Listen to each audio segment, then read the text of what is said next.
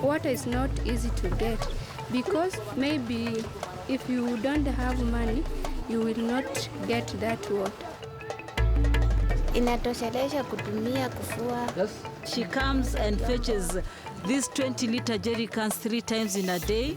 3 jerry cans are actually adequate for her water needs in the household. This is a global crisis. There will be 300 million people living in the shanty towns and informal settlements in the year 2015 without the basic access to water. There will be 800 million people without access to basic sanitation that you and I take for granted. We did not have enough latrines. People are just going in toilet papers. People used to share or even use what you normally call flying toilets, putting waste in a polythene bag in the night and throwing it in the streets during the very early hours of the morning. Sometimes come when it's not clean water through the pipes. This is the kind of pipe we are using. It's a plastic pipe. At some time it's burst. It's a crisis which is inspiring us to try and do something about it in a different way, in a way that's more effective. And it's a drainage. When it's that way, all the dirts will go into pipes, then it's go to the tank. People use this water. Sometimes you find cholera.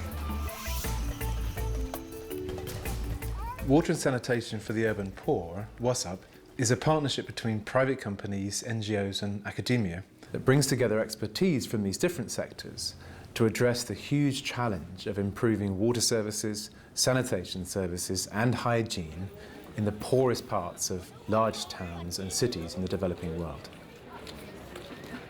In a typical large town or city, there's a water source which could be a lake, a river or groundwater. There would be some residential areas, some industrial areas, and there would be some low-income areas, which are generally known as informal settlements, shanty towns, slums or peri-urban areas. In each city there's an authority responsible for delivering water services to all citizens in that city. Another one responsible for sanitation, another for hygiene, and another for the environment. These entities we refer to as local service providers. What WSUP does is we work in partnership with both service providers and community-based organisations to strengthen their capacity to improve services.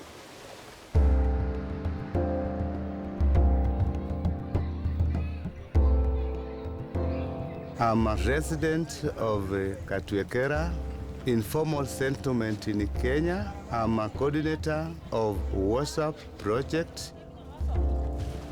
This one is a biocenter. We have toilet for one side is for women, one side is for men, and then we have the caretaker place where people which will use the facility will go through the caretaker. We can use the toilets. We also have bathrooms there. From the waste that is disposed in the toilets, we can get gas. And from the gas, we can get hot water for bathing. In water service provision in the informal settlements, there are, you can say, 3 levels. There's the water service provider, that's Nairobi Water Company. There's the community, which is the users of this water. Then you have the middle group, which is the community-based organizations or individuals who are providing water services either as water vendors through water kiosks or water points. So what WSUP has done is that it is working with the community to make them accountable to the small water enterprises and also work with the small water enterprises to be accountable to Nairobi Water Company, then help Nairobi Water Company in building its capacity to meet these needs that are being raised by the community and the small water enterprises.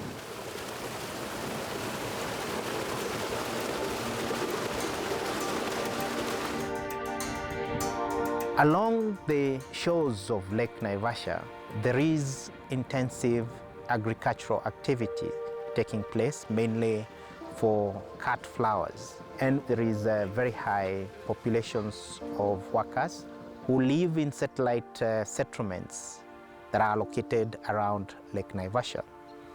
All these workers need water, but the water is in very short supply.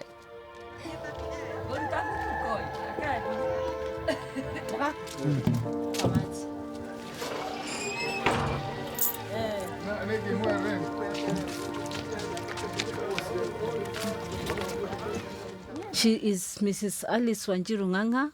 She actually stays in the informal settlement, Karagita, and she has 5 children. She needs water to wash utensils, to wash clothes, to bathe the children, and to cook. So when she gets water from the lake and she takes, it actually affects her. It brings her diseases like typhoid, amoeba, and she said malaria also.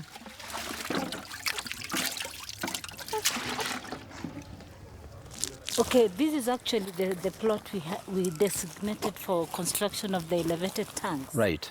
We work with WSUP in very, very close partnership.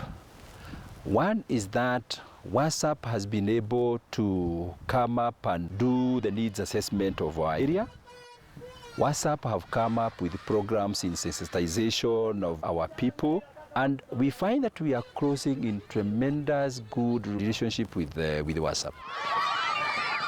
Today, we are here to create awareness, to campaign on hand washing, to give hygiene messages to these students here so that they actually grow up or they embrace the proper hygiene behaviors that will make them be healthy people in society.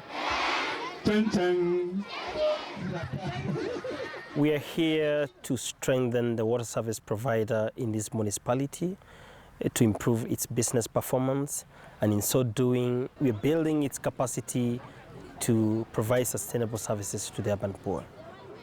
Our relationship with WSUP began by carrying out an organizational self-assessment. We moved on to development of a capacity building plan. We've made up a business plan and bailing plan, and financial mechanisms now are in place. And this has left the water company a stronger company and with better management systems in place that is able to deliver services to the urban poor. Without WSUP, it could have been so difficult because actually it is the government policy for people to have clean water. And as an individual, it might have been so difficult for me to provide that water. We are very aware that today water is an increasingly scarce resource, and that may even get worse because of the effects of climate change.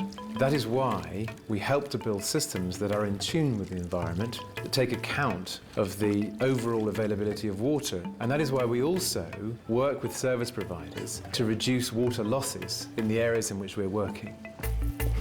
We strengthen local service providers, we strengthen community-based organisations, and crucially, we strengthen the links between the two to build better services.